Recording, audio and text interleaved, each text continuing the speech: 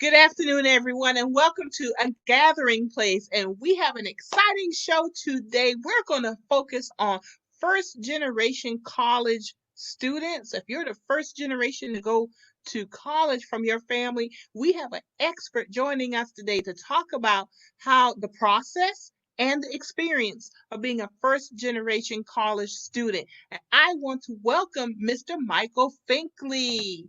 Michael, how are you today? I'm good. How are you? I'm doing wonderful. Thank you for joining us today. I'm looking forward to learning more about first generation college students, the process of getting into college, and their experience, and any advice that you can share with our viewing audience to make this a wonderful experience for them. Definitely, definitely. All right, very good. So, Michael, why don't you tell us a little bit about yourself? Because behind your name, you have a lot of letters. I think a master of education, a master of science in education, I think. Yeah, And yes, of ma'am. course, I want to know what is GCFD? Yes, ma'am. So my sisters always pick at me because they say I have the whole alphabet behind my name. That's all right. Yes, I do have a master's in education, K through 12, and then I have another master's of science in higher ed administration, and Okay. CDF stands for Global Career Development Facilitator. So I Okay. get students in persons with their career endeavors as well. All right. Very good. So in higher education, what type of work did you do? Whoa! I'm still in higher education. I've been Okay. in education now for almost a decade. Next year would be 10 years. It comes so quickly. I've been in, Congratulations. thank you so much. I've been in college admissions, career services. I've taught as well. And I've been on the public school side too in the guidance office, dealing with scholarships, college readiness, all that kind of good stuff. So a lot of things in 10 years. Very good. So you have some experience working in higher ed. So thank you very much for joining us. Yes, Um, ma'am. I want to know about the Finkley experience. Through Wow. your knowledge, how did you come about to say, let me consider that first generation college attendee? So give us out your background and then we'll get into why you wrote the book and what you actually do. Gotcha. So I guess it all started back in, I'm from Mullen, South Carolina. Very small town. I always say if you blink, you miss it a little bit. I grew up there and it prepared me for life, right? And so my mom always told my sisters and I that she wanted us to have a career instead of a job. I didn't know what that quite meant until I actually got to college. And so I went to Allen University in Columbia, South Carolina. And when I got there, again, going through the process of first gen, it was, oh gosh, it was a lot. Okay. And so I had a lot of help from my university family with financial aid and scholarships, but I found out on the back end that I missed out on so many other things. Dealing with other schools accepting me and other scholarship monies. And so I started to learn the process of college admissions as an undergraduate student. I actually recruited for my university when I was there. And going into that professionally for the past almost decade, I'm like, hey, there's some people out there that don't know what to do or what to ask or what to look for. And so back in 2017, I was at a conference with some students. I took them to DC and we were in this session. And these students, I mean, these presenters were just, presenting and they were experts in their field. And I told God right there, I'm like, I want to do that. I don't know how, but I want to do that. And so by the time 2018 came into play, I'd already booked my first professional conference and my first speaking engagement before 2018. And so I've been doing this now since March 5th of 2018. And that's when I started the Finkley experience. So what is it? We specialize in first generation education. And what that looks like is that we help students and their parents with the college process. We actually train school administrators on the state of first generation students. And then also, we partner with colleges and universities to assist with their first generation population so they can have an easier transition from high school to college. So, is your goal is to increase the number of first generation attendees, or is it a combination of increasing the quality of the college experience for first generation attendees? Or Yes, could so it be both? it is. It's both actually, because as a first generation student, at times it's very exclusive club. I always tell it to my students, not anyone can get in. And then also too, we're not exposed to the things of a second or third or fourth generation college students. We're not. And so we don't know. So my thing is to educate as many as possible, just to open their minds to the possibility of college, and then to assist them along the way in their own right. So definitely, it's a little of both. So I want people to know that you not only did you start the program, the business, you also wrote a book. So this is my opportunity to show the book cover. All right, so this is the Finkley experience. You actually wrote a readiness guide for Mhm. first generation students, but you also have a workbook for the Yes. parents and the students to work through to get in the car. So I'm going to give you shameless plug right now. So tell me how this works. I'm a first generation student. I want to go to college. How do I work with the book? How do I get in touch with you? Yep, definitely. So, what the book does is a guide for high school. You can start this process with my book in ninth grade. So, just tracking yourself, tracking your grades, tracking your attendance, tracking all the activities that you be a part of in your 4 year endeavor in high school. So, it's a tracker. That's the workbook part. The book actually gives you step by step instructions to the research phase of college. We call it college fit. Okay, and that's actually defined within my book in chapter 1. And so we have to start that process freshman year to kind of get the juices running. What kind of school do you want to be a part of? Mm-hmm. Mm-hmm. Large school, a small school, medium school. Can we afford it? What type of prices are we looking at? Those type of things. Do they have the clubs I want? So it's a lot that goes into this. And that's why I always say freshman year is it. We start looking freshman year. And again, tracking yourself throughout. And then also, too, within the book, it gives you a breakdown of financial aid. At times that can be boring to talk about, but it's so needed. So I put it in a way that breaks it down for you to really understand what it talks about, especially the FAFSA. When we talk about financial aid, we're always talking about the FAFSA. That's the bulk of it. That's the free application that's needed. And then we also talk about the support system. We talk about, insurance, the things that we really don't really hear about, because college, I feel that it's supposed to help you not only educationally, but also spiritually, financially, all this kind of good stuff. You're supposed to come out with a different mind. So this is what my book is. Mm-hmm. Mm-hmm.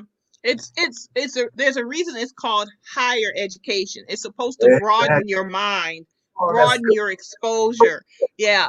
So let me ask you, let me drill down a little bit with you. What about testing? Do you talk about testing in the book, like the SAT and the ACT? Yes, ma'am. We sure do. We break that down as well. What we do in the book, we talk about it. We give you advice about it as well, on how to actually approach these type of tests. We tell you to, hey, go to your school counselors, get information, take the pre-SAT, those type of things. Go online and look at the different questions. So we definitely talk about testing. All right, very good. So I have a question from someone. All Um, right. where do you find the book? What websites can we go to? Yes, so you can go to my website at www.thefinkleyexperience.com. There All we are. right, www.thefinkleyexperience.com. Yes, And that goes directly to you, which I'm glad to know because mhm. can you find it on Amazon? You can find on Amazon, but on my site, I give a little bit of a discount for persons. So I always give them to go to my website for that awesome discount. And let's be honest, when you go directly to your website, you don't have to pay that fee to the third party folks. There you So go. more goes to, and hey, we're a chamber, we're about some more supporting small businesses. So the more money in your pocket, the better it is. and I'm going to share that website throughout the show Thank, also. So you talked about financial aid. What do you talk about scholarships? Because when we hear financial aid, people think loans, but they're Pell mm, Grants, you don't have to pay back. Loans, you have to pay back. And mhm. then you also have scholarship opportunities. So tell us about scholarships. Do you actually say, here are scholarships? Or do you even dig even deeper and say, here are ways you can get scholarships? Yes. So within the book, again, I break it down. I break it down what are those federal grants that students most likely get, and then also I give you resources for scholarships as well within my book.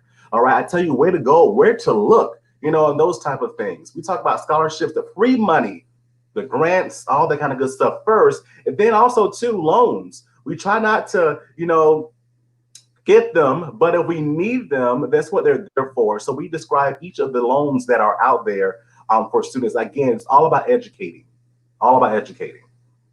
So I don't want to get too much into the politics of loans and everything, but have questions come up from the students that you help regarding loans and the future? What happens after, I think, is you graduate, then 6 months later, the loans will start. Do they have those type of questions? Oh, yes, ma'am, definitely. I feel like this generation that's coming up now, they're more financially ready to learn and they're more aware than I feel I was when I was coming along. So we're getting those hard questions. And also, too, the big part about network is that if I can't answer them, I know a slew of people that can answer those questions for you as well. So we put them in contact with the professionals. Yeah. Very good, very good. So I'm a first year college student. Hmm. What are some of the first questions you hear? I totally don't know anything. I'm scared. I know I want to be that first in my family to go to college. So what are some of the first questions you hear from these students, and what answers do you give them? Yeah, so I get a lot, especially when I was a recruiter slash admission counselor. I got a lot, Mr. Finkley. I want to major in. That's the first question they ask. I want to major in sports. Nah, you can't major in sports. Okay, that's a plus. You have to find an academic program, and that's when we talk about what are your interests, what are your passions. Turn that into a career because if you're passionate about it, that type of thing, you will never work a day in your life. So let's find something geared towards what you really like to do. So we have those conversations. And then also too, we give them various assessments to do as well. To if they really don't know where they want to be in life or what they want to major in, we give them assessments. We give them other resources needed to kind of hone in their ideal of college. What they're thinking of about this whole aspect of college. I'm fascinated by this. And also the term that you said, assessments. Hmm. Explain to us what's an assessment of someone when it comes to trying to enter college. Yeah, definitely. So it goes more on the career end. I've been doing this now, like I said, almost a decade, and I find some awesome resources along the way. And so we give them what's called a career assessments. A lot of schools in South Carolina use them as a 16 clusters so for their career specialists in the public school system. And so they're kind of similar. So they put you in the field of, hey, I scored high in this, which is education, or hey, this business, or hey, law, that type of thing. So just kind of giving them a hone in point to start, where to start. And then also, too, if students are not, if they know what they want to major in, but not sure where they want their career to lie, you know what? We talk about that aspect as well, giving them just more resources. An awesome site that I love to do is what can I do with this major.com. And that is a great source. It lists awesome, buku list of majors. And with those majors, you click on them and it gives you different career choices that you can kind of go into. So when I was in school, I was an English major. All I thought that I could do was teach. But once I was turned on to this site, I'm like, I can do so much more than just teach. So yeah, it's all about just honing those skills in and just pointing them in the right direction. That's all they need is just that guidance. You know, it's interesting that you said that, because I think people need to realize that college is the foundation. It is. Yep. It sets you up, and I like to tell people, if you can read, you can do anything. And Yeah. college takes you even further. It's about reading, it's about writing, it's about research. It's about a curious mind. It's about intellectual curiosity. So it Exactly. sets you up for bigger things. Hmm. And I was a journalism major. I majored in journalism Oh and wow. never worked in journalism directly. But what it gave me was the writing skills Hmm. and the research skills. And that has allowed me to be a grant writer, a technical writer. Um, I do write. I write press releases. I'm on the other side of it. Public relations writing. That's the term I was trying to come up with. So various writings where I learned how to be I learned writing. I learned to be a better writer in Hmm. college, but I learned technical writing by doing. Right. Yeah, Right. and that's what college higher ed sets you up for. And it doesn't matter who it is, even if you're an engineer, it sets you up through higher education for that intellectual curiosity. And I find a lot of folks who have not been exposed to an academic atmosphere on a higher education level don't quite understand that. Yeah. So I Yeah. am I am fascinated that you're doing this because um I wish I had you back when I was in high school. And I'm not a first generation college grad. I'm actually third generation college grad. Wow. And Wow. we're starting our fourth generation is actually they're finishing. They're cycling through now and starting to Okay. finish. But but even then I learned from my parents, well, this is what you need to do. You need to get prepared, da da da da. But to kind of understand the broader scope of of the process, I should say, it's fascinating that you've really thought this through and how you can help students and start that process in the ninth grade, your freshman year. It's not just about getting that degree, it's about expanding your mind. So I'm really truly fascinated by this. Thank you for coming on the show and Yes, ma'am. everything. Yes, Yeah. ma'am. So what other questions do you have? Go ahead. Fun I'm sorry. fun fact though, even though we start the college process in ninth grade, right? We get the juices running, we start thinking about them. But also, too, when it comes down to scholarships, did you know that you can actually start applying for scholarships in the sixth grade? Yes, yes. Wow. So But explain that. Why the sixth grade? What's going on there? they come more in the sense of like competitions or like over Mm, like summer experiences, those type of things. So they come with money for in order for you to see the bigger picture. And then that money just follows you until you get to high school. So when students start saying, when can I start applying for scholarships? Hey, sixth grade. But now that of course, in the ninth grade, you can start then as well. That's why I always tell students to be mindful. Start forming relationships with your school, professional school counselors, now because those are the gatekeepers to the money that you need, especially my seniors. Definitely have a relationship with them. It's important. and it's really about networking, building relationships, and Ah, that's what a chamber does. Where networking is the business term for it, but you're right. building relationships. Even if that relationship is for 2 minutes when you walk into a store and you greet the clerk and the clerk greets you, that's a relationship.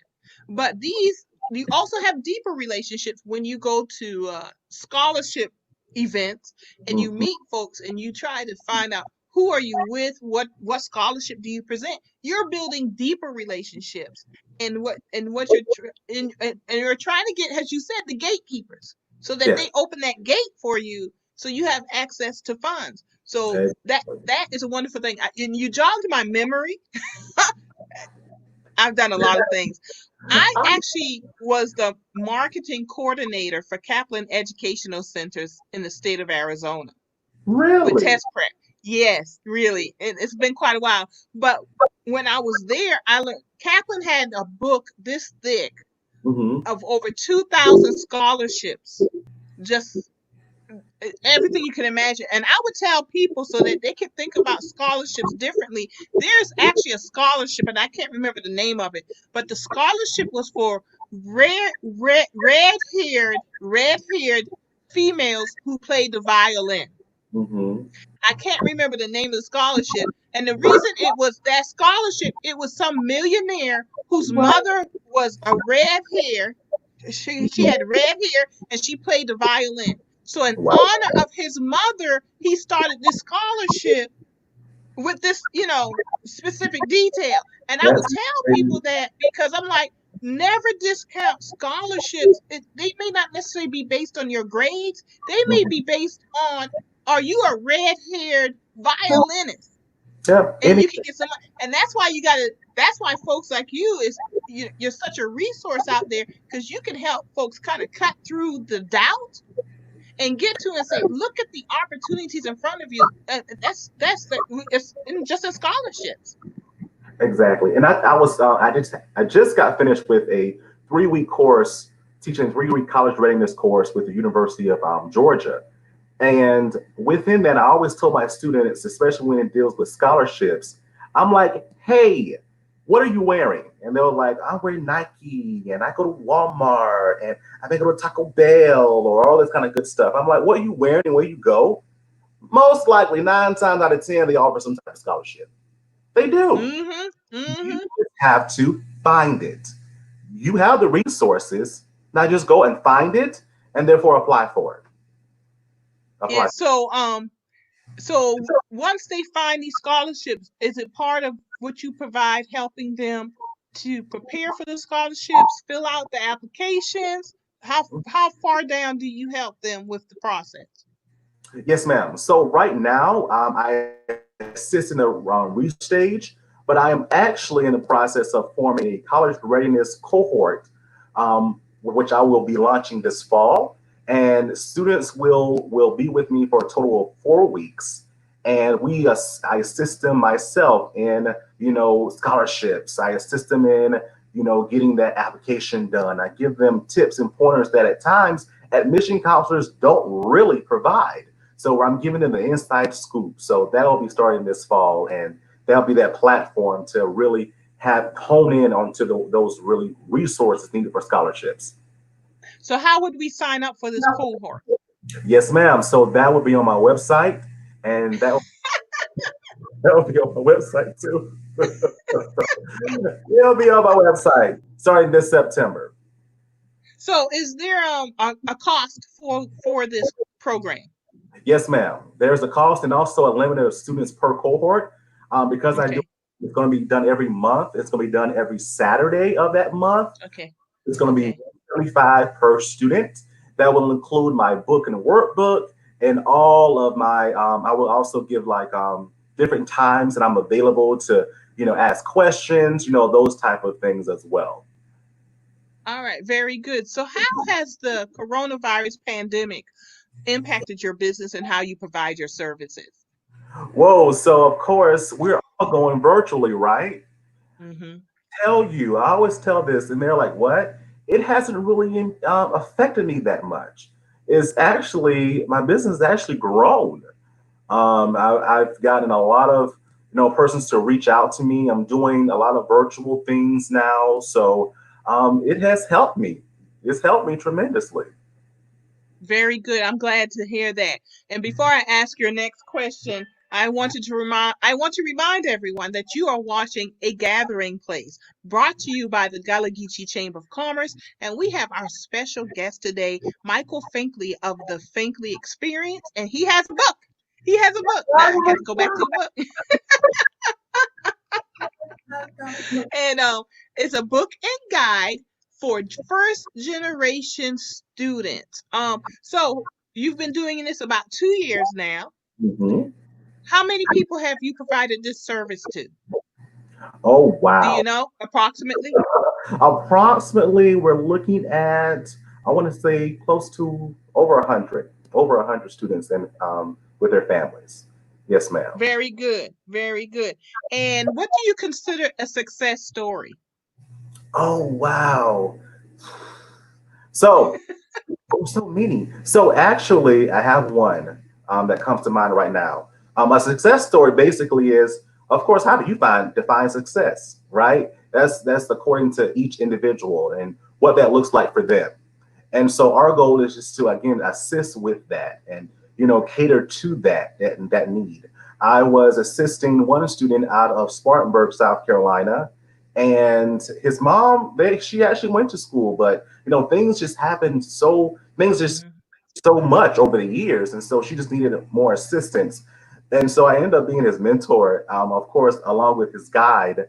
And so with that, I was able to help him with essays and assisting with planning college trips and financial aid and all that kind of good stuff. And right now, he is going into his sophomore year at Campbell University in North Carolina. So we're Very good, very good. I do yes. have a question from our viewing audience, and the question is, do many students get scholarships for HBCUs? That's a good question. Thank you, Satrina. Yes. Oh, I get excited because I went to HBCU, and yes, yes, yes, yes, yes. I'm gonna give you some fun facts too. All right. So the major one for HBCUs is the UNCF, United Negro College Fund. Okay. I was a recipient of this awesome scholarship, and they gave me $5,000 when I was an undergrad. Okay. It assisted me dramatically. And then a lot of exposure too. I was able to go to luncheons and galas and speak on behalf of the university. It was great. It was a great thing. But the thing about the UNCF, UNCF say they cater to over 1,100 institutions of higher education. Now, mind you, hmm, there are not 1,100 HBCUs in the states. Okay, no, no. So what that means is that they cater to other non-HBCUs as well. Okay, so with that, that money can actually transfer not only to HBCUs but to those non-HBCUs as well. That's a fun fact. I didn't know that. Mm-hmm. I just That's assumed really when you cool. say It's United true. Negro College Fund that they were sending you to a HBCU. So it makes sense. So it's based on the student and where the student goes, Mm-hmm. rather than saying we have HBCUs and you've been selected to go to that HBCU and we're going to help you go there. The money follows the student. Right. So if that institution Okay. is affiliated with UNCF, right? Hmm. Again, non-HBCUs are affiliated with UNCF. That money will follow that student. Okay, I got I just learned something new. I was this year old when I just Mm. learned that about UNC. I'm not gonna say what year, but that is a fascinating that is something new. That is something new. So I was asking you about success stories and how are students now, first generation, approaching entering college in the time of the coronavirus. What are you hearing out there? Whoa, there's a lot of fear. There's definitely a lot of fear. I have a YouTube talk show, and I was interviewing a few of my former students, and of course, they were just so bummed. Of course, these students are, they were seniors in high school, not going off to college, and they hadn't experienced a prom or anything like that, but they did experience a graduation. But the fear is still there. The unknown is still there. A lot of institutions now, even in this present moment of the 22nd of July, they're still debating, we're going to go back or not. A lot of them say Hmm. yes, a lot of them say no, a lot of them going the hybrid route. So students may, depend on the institution, they may experience, online schooling for a year or a semester. Hmm. It may be coming back in the spring. So it just depends. But I'm hearing definitely fear because of the unknown, because Hmm. unsure, so definitely. So we just continue to advise students to be in contact with their institutions, ask questions, just having that wisdom of what their institution is about to do. So you anticipated my question. I said, what are you telling the students as they express this fear to help them as the new year is Yeah, starting to roll around? So yeah, mhm, communication. I always say that communication. communication, especially in the stage of during the process of going to college. I always tell students collect names. If you call a school and say, "Hey, my name is Michael Finkley. Who am I speaking with?" So give their name, give their email address, give their position, what they do, because I've seen a lot of students come into my office in the past, and I'm like, "Who did you speak to?" And they're like, "Oh, some lady." Well, I can't call them back and help you if who some lady is. But this actually helps me segue into my next question. Right. What skills beyond the major Hmm. do you suggest students should learn in college that will help them to pursue their passion or to pursue their career? And this is beyond the class, this is beyond the Hmm. major. What skills would you suggest that they seek in the college experience? Yeah, definitely. Of course, we have to look at the major that they're in. Okay, follow suit with that. But just the general things like your soft skills, communication, you know, Hmm. community service, because in any type of situation that you're in or career that you may choose is going to involve maybe some type of interaction with people. So you definitely have to have those skills in part. Technology, even the basic type of technology, learn it all. Learn everything that you can as Yep. well. And so I would say those are the major three that students really need to kind of grasp and kind of take heed and develop over time within their chosen profession. And I would suggest public speaking skills. Um, not only speaking to a large crowd, but Yeah, when you enter the room, how do you speak? How do you present yourself? And I'm exactly. trying to remember a very good friend of mine, who's a psychologist now. She actually said the way you enter a room or present yourself, th- Mhm. obviously we know that's your first impression, but you have to ask yourself before you enter those spaces, how do I want people to see me? Right. And Right. that's how you need to enter the room. Exactly. Because if you don't think about that and you enter the room one way, unfortunately most of us stereotype people because we're quick to make some judgments if it's a Hmm. business type situation or whatever. So it's very important that we think about, how do I want to be perceived? How do I enter the room? And there's not a lot of people who actually have that conversation. Hmm. People don't sit and say, well, you really need to think about this. It's something you learn by hit or miss or a life lesson learned. But sometimes you could just talk to folks like you and find out those soft skills that you need to think about this. Hmm. Exactly. And I'm so glad you said that as well, because many of these things you may not get while you're sitting in the classroom, but a lot of schools, majority of your schools, they have departments such as career services that teach etiquette, that teach speaking, that teach about these soft skills. So a lot of students, even in this present moment, what students that are in college, they don't utilize those type of departments enough. So I definitely encourage students to utilize these type of departments because you're going to need these skills once you graduate with your degree. Hmm. Yeah. One of those, that department along with financial aid, that was my other department, and they loved me. I love being there because I learned so much. I definitely learned so much, and that's how I was able to transfer those skills into other areas. When I moved away to New Hampshire, I knew how to act. I knew how to I know how to present myself, and those type of things. I learned it all in school. Yep, yep, very good. And I'm glad that you in your book you're emphasizing starting in that freshman year, Mhm. because you can start learning those soft skills even in high school. Oh yeah, Um, definitely. and that's actually one reason the church is important too. In the black, why it's an institution in the black community, because I have another friend of mine who's, I think his doctorate is in history, Mhm. and he learned how to speak through his Easter speech. Yeah, yeah. Doing Easter Where speeches. I learned. Yeah, yeah, Literally, that's where I learned. 8 years old. My first thing, I didn't start speaking first. I started singing first. They put me in front of a crowd and how to handle that pressure. Then I started speaking, and then I used those skills and just transfer them over into like high school when I was in student council or even in college. Now, right now, my business, I'm in front of people all the time, so I know how to carry myself. But it all stemmed from that foundation. very good. I'm glad. This was a fascinating conversation. So thank you, Michael, for joining us. It's been a long time since I I've love had to it. like think about college, but it's so important.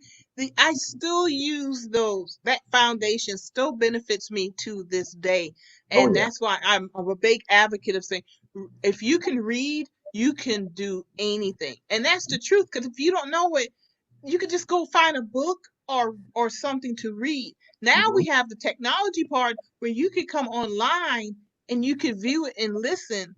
You know, Right. and I'm gonna tell you this is different from TV, because Oh, TV is determined by editors or Mhm. producers or the CPA who says, oh, that show can make us money.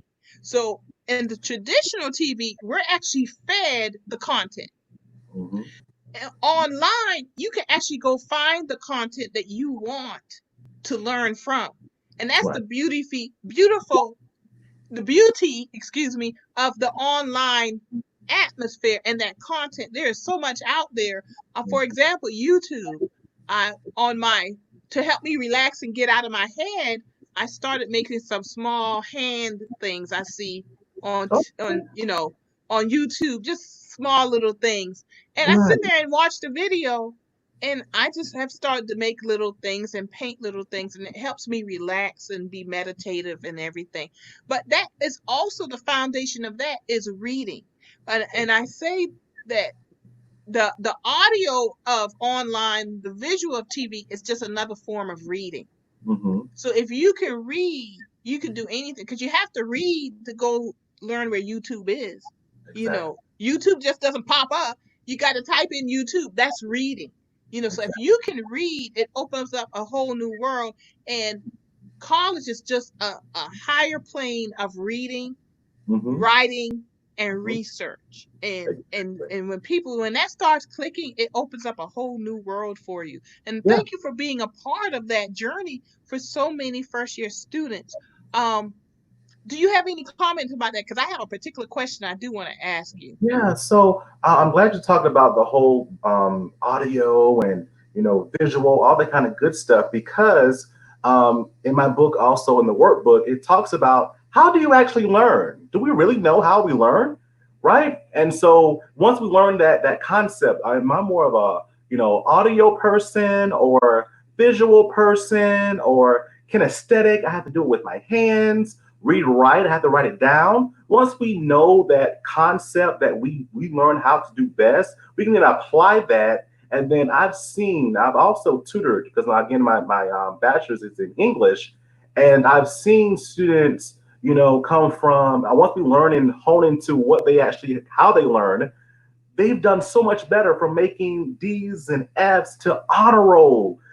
So that's an awesome concept and an important one too. We have to know how we learn.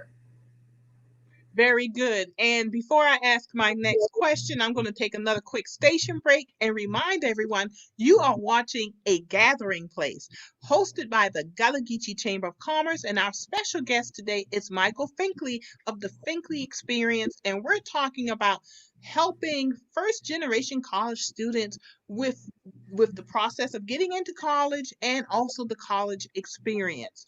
So Michael, the question I have of you, and this is something that's kind of been out there a little bit in the atmosphere, and I Right. want your take on it. I'm hearing more people comparing 2 year technical college experience with the 4 year liberal arts experience. And I have some thoughts about this, but do you have any thoughts about that in your take on it? And what I'm hearing out in the atmosphere is like it's a competition.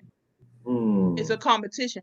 Well, and it really kind of comes down. People say, well, you could go to 2 years and get become a welder and make more money Mhm. than that 4 year experience where you may come out with, say, an English degree. Not to knock English degrees because you have an English degree, but you know what I mean? And you I have got this you. loan. So, what have you been hearing out there regarding the 2 year technical degree as opposed to the 4 year liberal arts degree?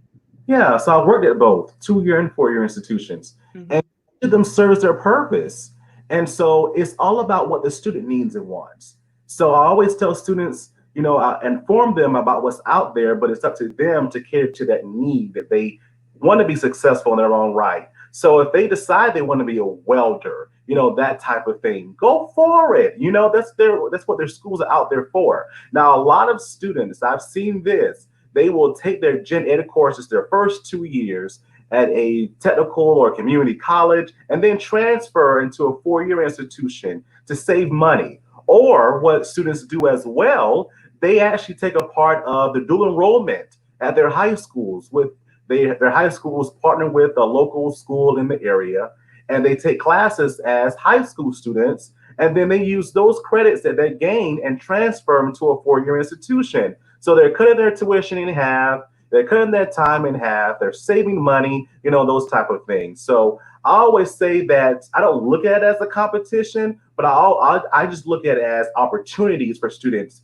in their own right to be successful. And if you choose a certain route, all right, let's talk about it. Let's be smart about it. Let's have a plan so you can do it more effectively. And also, too, let's save some money while we're doing this as well. Because college, I tell you, is one of the most expensive, if not the most expensive thing that a student will actually pay for in their lifetime. So let's just look at it. But I don't see I see the positive of it all. I don't see it as a competition.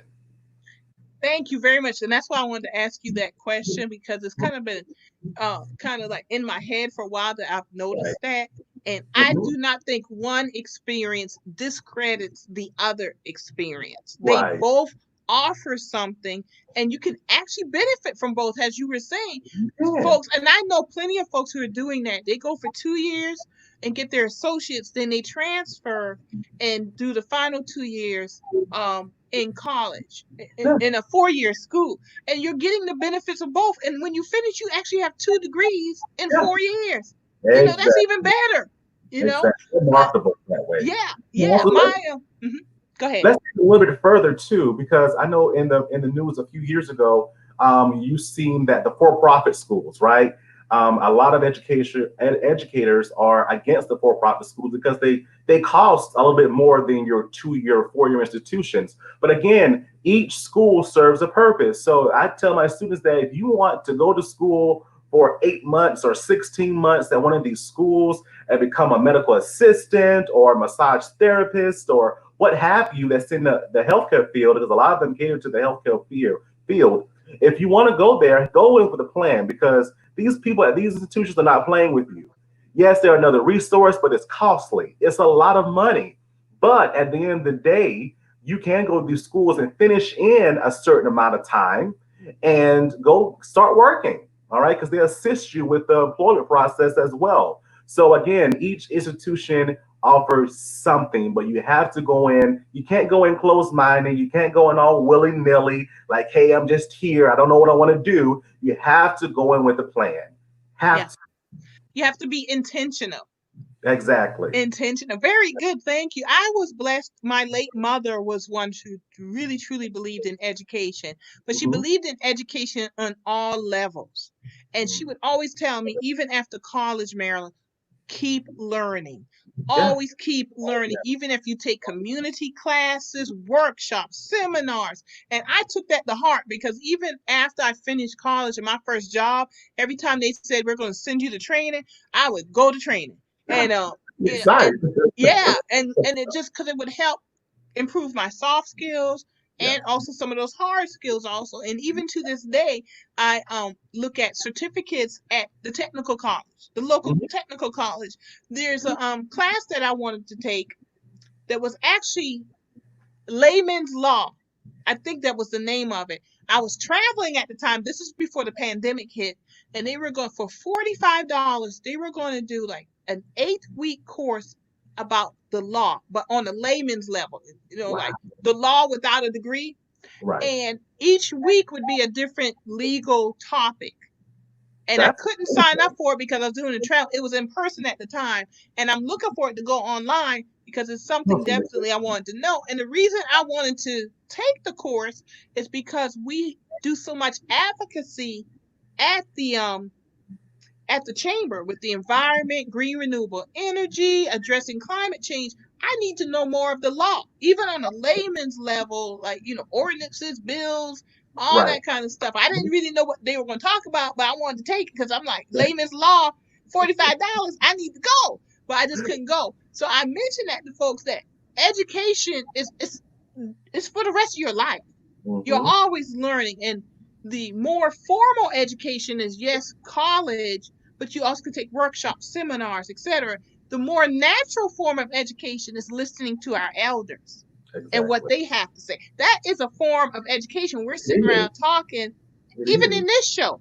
We're Yes, sir. learning and it's expanding you. So I encourage people to just always, always just learn. every chance you can get, and it makes you a better person, and it gives you more opportunity. Exactly. And that back into what you said too. The first teachers in any child's life are their parents, guardians, Yes. grandparents, Mhm. auntie, uncle, whomever they're with. They're the first teachers. So they're preparing them for what's to come in education. Very much so. Very much so. Yeah. Michael, we are getting close to our time to wrapping up. This went Oh fast. man. This Oh went fast. That no. means that's a good topic. That means that, Oh this is wow. like interesting topic and everything. But before we go, do you have any last tips for a first generation college student and or their parents? What the parents also may need to know also. So anyone listening out there, do you have any tips for them? Yes, ma'am. So parents and students, I know that especially during this time, it's hard, but again, there are resources out there for you. As all, there's no such thing as a dumb question, stupid question, none. All right, as all the questions that you need during this time, because again, it is about the knowledge that you will receive, and also, and it's about the student. It's definitely about the student during this time. All right, so ask questions, be in contact now with school counselors, be in contact with, if you're going in the process now in the fall, start financial aid. Financial aid opens, well, the FAFSA opens October 1. All right, start with your FSAID. All right, if you have any questions about any of that process, please contact me. We can work through it together. But again, it all starts with asking questions. And once you ask questions, everything else is going to flow into place. I promise you. I promise you. If you don't get the questions on a high school level and the counselors don't know, call universities and colleges. Okay, call them. That's what they're there for. Talk with Mm-hmm. financial aid. Talk with people in admissions and residential life. Talk with them because again, they want you to come to their school. That's number one. But it Mm-hmm. give you the right information that's needed that you're looking for. So ask questions. That's it. Ask That's questions. it. That's it right there, Yeah, huh? yeah, All right. that's it. Thank you, Michael. That's very good advice. Thank you for that advice. I want to remind everybody that you're watching A Gathering Place, and today's special guest is Michael Finkley with the Finkley Experience. He is really giving us some good information for first generation college attendees. Um, and even those who may not be first generation, but so much has changed in the college experience and the application process that we need to know this stuff. And a question just popped in my head again, Michael. What Yeah. about application fees? Yes. A lot of folks don't know about those fees. Tell us about the fees. And if I don't have the money to pay for the fees, are there things out there that can help me get that money? Yes. So they're school counselors. Again, they hold the key. So if a student qualifies, they can actually qualify for fee waivers to apply to schools. All right. If you don't have the money. Now, if you do have the money, there are two platforms that you can use to pay that one-time fee and apply to multiple schools. That is Common App and the Black Common App. Okay, the Common App and the Black Common App. Okay, and so with these two platforms, okay, you're going to pay a one-time fee. You're going to apply to multiple schools. Now, also too, if you are looking and and you don't qualify for a fee waiver, contact the school. All right, especially now during this pandemic, contact the school. All right, when I was a admission counselor, I used to waive fees all the time. You can, it's okay. You can afford it. It's okay. All right. Contact the school. All right. And talk with them, give them circumstances, that type of thing. Because again, you can do it. You can definitely do it. Again, ask. That's right. That's right. Yes or no. We're also with this coronavirus pandemic and everything else with life, you know, college is still there. And Yes. even the decisions of people trying to go into college is still there. It's still going to happen. We're all in a whole new world trying to figure things out. So I'm glad you said ask questions because we just need to do it, y'all. And be assured, everyone, we all in a whole new world. Exactly. So it's no dumb question. Don't be embarrassed about it. Cause honestly, the reason I tell people the reason I majored in journalism is because I am not a professional nosy person. They trained me to be nosy. And and I just said, oh, I got this platform I can use just invite people on to answer my questions I have. So let's not get it twisted that I'm just out here doing my thing. I'm just a nosy person. I've been trained to be nosy, and I get people on. I can ask them all kind of questions, and hopefully those questions are the same questions other people have too, and get answers for them. Michael, this has been One more great. Go thing. ahead. Yes, One more thing. please. Okay, so right now we're in the pandemic, right? You see how Yes. institutions they're saying we're going to waive SAT scores, we're going to waive ACT scores for admission purposes. Now you have to remember, yes, for admission purposes. So even the Ivy League schools are doing it. So two things, they're going to look at something more, have a more of a focus on two things: the rigor of the curriculum at your high school and your GPA. If they're weighting these scores, they're going to look at those two even closely. So keep that in mind. And also, even though if they're waiving SAT or ACT or SAT scores, I encourage students to still take them because they're only waiting for admission purposes. They're not waiving them for scholarship purposes. And that pertains to state money. Like in South Carolina, we have life, we have hope, those type of things. They're not going to waive those scores because it's a pandemic. I don't see that happening. So I always tell students, yes, yeah, go ahead. If you don't, whatever, but go ahead and take those tests because scholarships are still out there. When I was in school, my alma mater, they didn't need my scores for admissions. They only looked at my scores for scholarships. So on a state level and on an institutional level, take the test. Still take the test. I didn't even think about that. And I'm so glad that you mentioned that because that is just so true. Now that you've mentioned it, no one's thinking about that. They're thinking, oh, I don't have to take it because I can get in, but can you pay for school? And those scholarships are still requiring them. Mhm. Most scholarships and the loans and all of that. So yeah, you still have to take it. So which leads me to another question.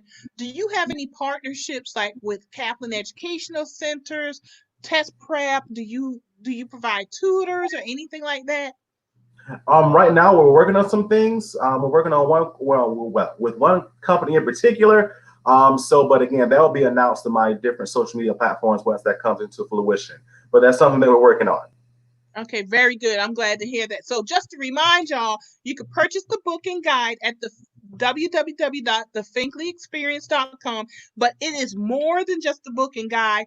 He's introducing a cohort this fall to take you through 4 weeks of the process of getting into college. And as he just mentioned, a lot of technologies coming up where you can access even more resources through the Finkley experience. So this is wonderful. Thank you. Thank you.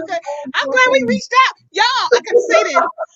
LinkedIn works, y'all. LinkedIn works. Because that's how Michael and I met each other. He reached out to me, friends on LinkedIn, and I was like, come on my show because you got something to talk about. And you still got to get in college, y'all. It's still there. It's going to be in a different form, but we still got to do the college thing. We got life is still going to happen. So are we ready? All right, let me see.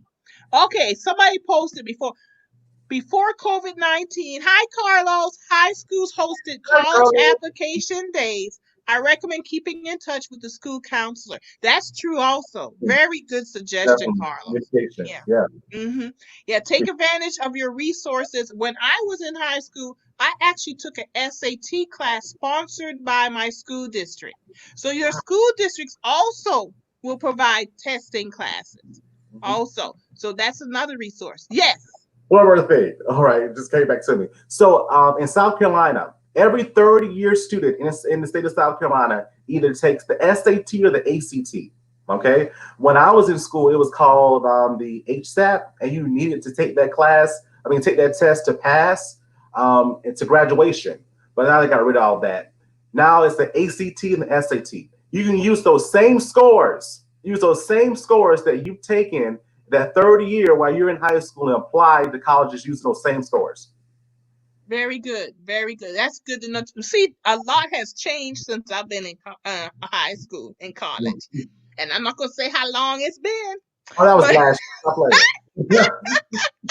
But I have to say, college was one of the best experiences in my life. I have lifelong friendships from college, and it laid the foundation for me to do exactly what I'm doing today. This is just one part of what I do, and to have that realization is just a wonderful thing to recognize the world that was opened up to me. So thank you, Michael, for coming on, and I hope this will be on our YouTube channel. It's live on YouTube right now. So we got to get you Chamber of Commerce. We have a YouTube channel, and we also on Facebook Live. So if you ever want to come back to our Facebook page and also to our YouTube channel, it will be there until whenever. And I also share this. I think I shared it over 20 something groups and other pages. So you can, if you come across it on those pages, I hope y'all take the opportunity to visit his website and take advantage of his services and resources and enjoy college. That's all I got to say. Yeah, Enjoy college. I want to yeah. remind everyone that a gathering place is every Wednesday and Sunday at 4 o'clock p.m.